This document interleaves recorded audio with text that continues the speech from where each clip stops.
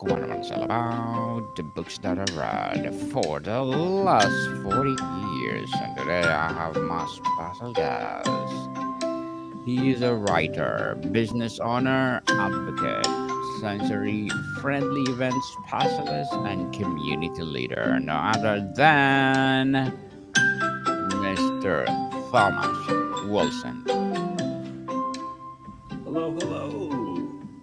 Welcome to Book 101, Mr. Thomas. And can you please introduce more about yourself? Absolutely. So, as stated, I am Thomas R. Wilson. I am a sensory event specialist, a writer, journalist, advocate, public speaker, artist, so many, many, many things, so many different rules, so many different ways I define myself. And so I have loved storytelling ever since, oh my goodness, I think since I've been alive.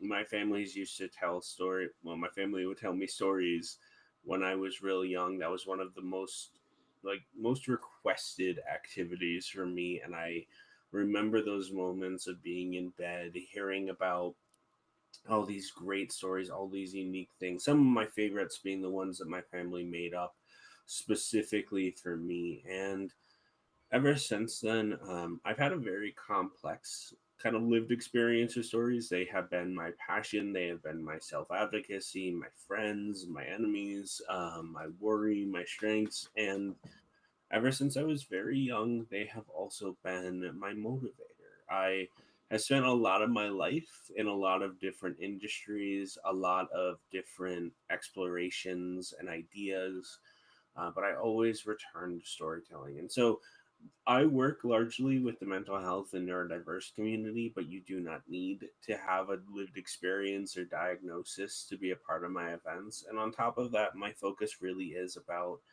bringing stories in new ways, more accessible formats, and more peaceful markets to people who may want to experience the world around them in a different way, may want to see what the difference between a sensory friendly event and like a concert or a big group event really is, as well as exploring a space that is safe, kind, focused, and will teach people how to be a little bit stronger, a little bit more capable in their day to day by accessing their voice and exploring new ways to access stories. Mr. Thomas Wilson, thank you so much for sharing your wisdom and knowledge to the world. The power of storytelling. What is specific storytelling templates dismantle, or do you actively dismantle, and why do they fail modern audiences? So I've used a lot of different templates. I use a lot of different methods. I think the thing that makes sensory friendly or empathic storytelling different is that it honors all of who a person is. It's not just, showing up to an event and you may hear one story. It's an immersive, inclusive, and compassionate style to storytelling. I know a lot of people nowadays are talking about things like trigger warnings in the theater, or more honesty in movie ratings. And I know there's a big pushback on this, but what I always like to say is, whether or not you agree with this, I think we can all believe that we all want to access our communities in ways that honor us and respect us and treat us well. And so by doing immersive storytelling in this way, or telling my own personal journey in a way that honors people's triggers, is going to be aware of who and what they may have experienced beforehand, but also including community voices. This really helps to evolve the genre of storytelling. There's not a lot of people doing this right now. It grows more and more each day, but there's also not a lot of people who understand that degree to a certain, that understanding to a certain degree. And so when we have people who understand our neurodiversity or neurospiciness or mental health or just day-to-day struggles of a world that seems to be getting more, conflict oriented, or even just people in media and entertainment who just seem to be louder and angrier more and more. When we create stories in a space that is safe, when it is utilized to use even tones and kind language and compassionate focus, it is somewhat of a template, but at the same time, it also helps people feel more connected to their community by making friends, finding people who think like them, and at the same time, one of the biggest things is being sensory friendly, meaning we don't have loud jarring music. We don't have a space that's going to be echoing with, voices, or even just that the lighting is sensitive. And I think this is meant for all people, right? We all deserve to have a space where we can go be entertained and feel calm and relaxed the entire time. But at the same time, so many people apply this just to the mental health or neurodiverse community, and it's not. It's for everybody in its core. It's for everybody, people, and we are truly connected. What's one universally accepted rule of storytelling that you deliberately break? Oh, I love that question. So I think one universally accepted rule that I deliberately break is um and this has happened, and I'll explain what I mean by this, but that is being energetic and controlling the stage. And what I mean by that is, being loud, being boisterous, using a lot of hand motions, playing, playing music, having a distinctly dark or disturbing villain that's believable all the time. The reason I break this is often the people I work with or the people I tell stories for, if they're coming to a sensory friendly space, we have to tell stories differently. Like we can have like I work very hard to have a calm, relaxed energy on stage because I feel like it contradicts the idea that only energetic or extremely charismatic storytellers matter. But especially when you have youth who may be coming into a space and they're going to be anxious about being around new people, youth or adults, really, either way, or it's a new environment, or there's going to be stimuli, it's going to be a hot day, or even the idea that you're going to have 200 people in a space.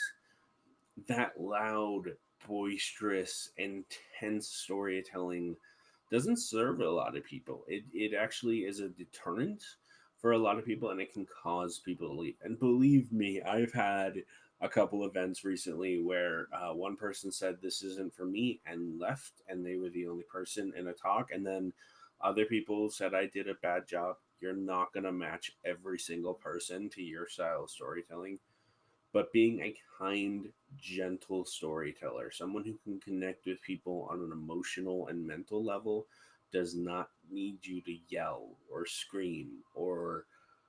I think a great example of this is Robin Williams. When he was alive, he was one of the most energetic, captivating people, but his style would not work for the communities I work with and would not work for a lot of people just on a regular basis. So I break that. I even try to shatter that so people can feel connected to me on a one on one basis and feel a little more secure. All secure for sure. And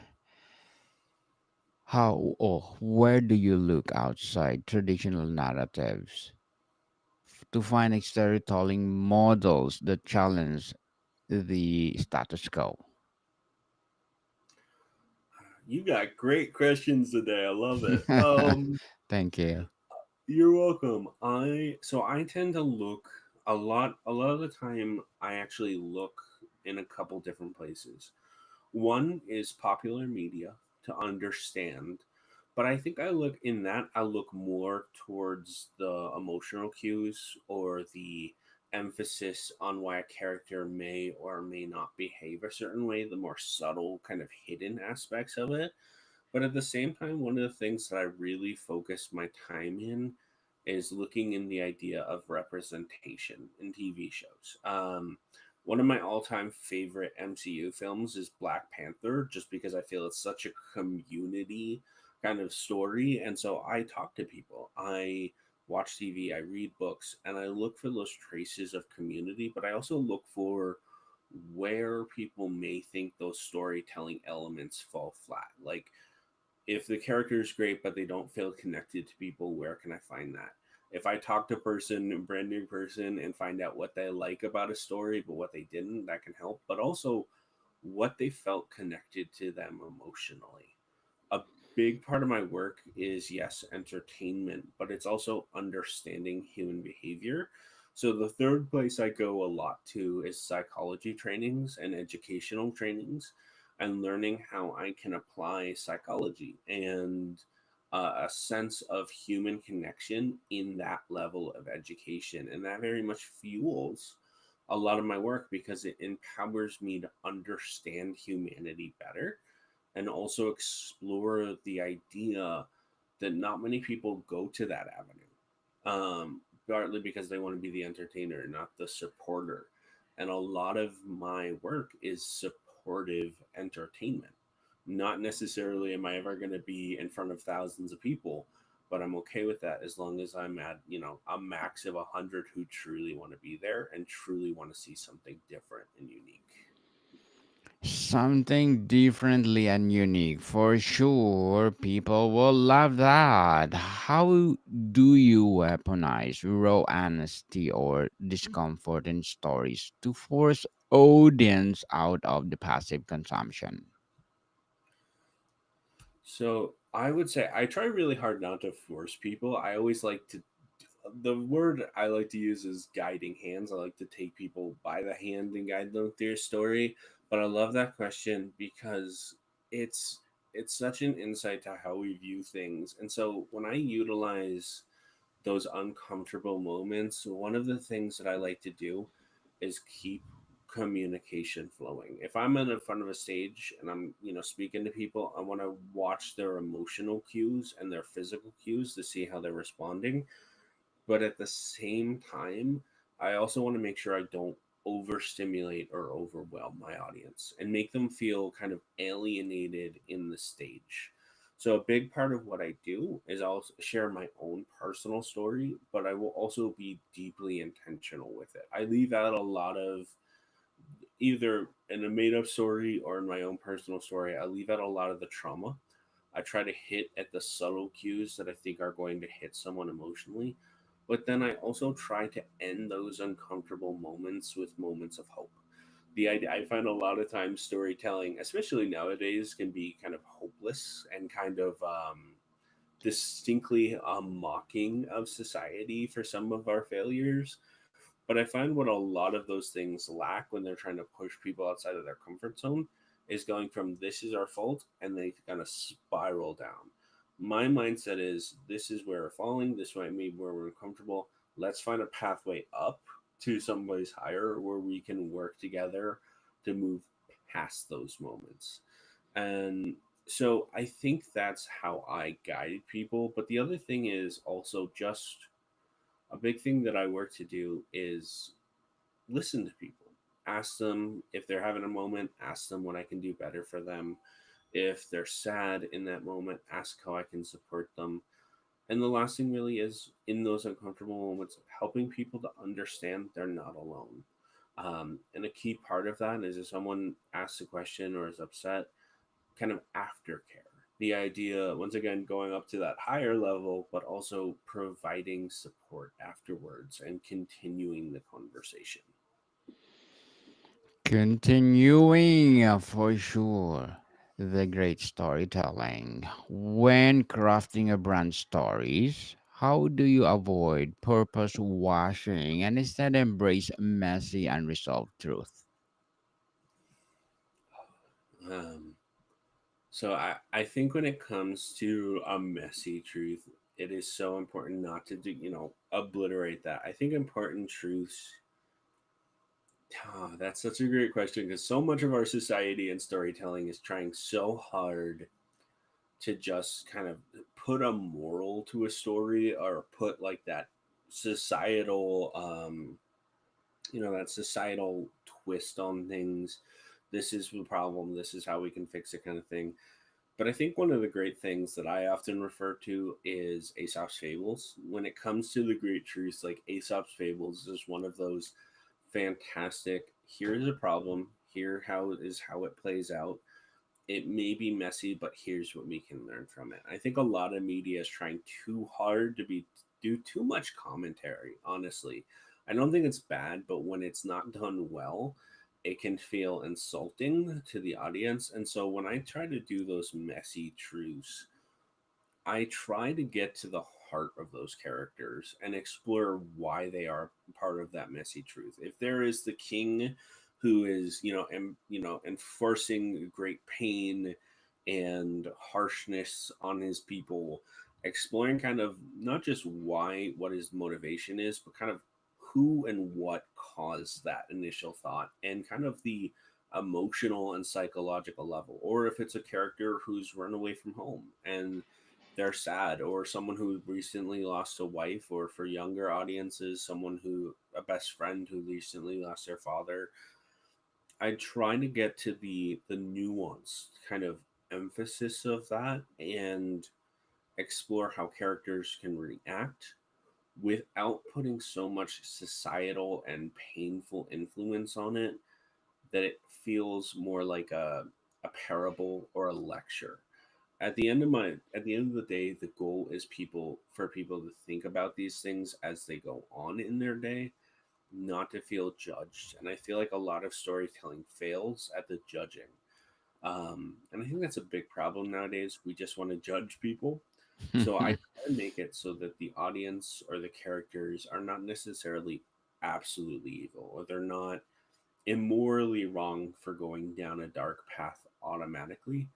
I try to look at what I can tell, how I can tell that truth kindly and compassionately, even if it's something may or may not disagree with. And I think compassion and purpose in that compassion are key ways to prevent those messy truths, once again, from feeling like lectures. Mr. Thomas, as a writer, business owner, advocate, and sensory friendly event specialist and community leader, what are your short term and long term goals?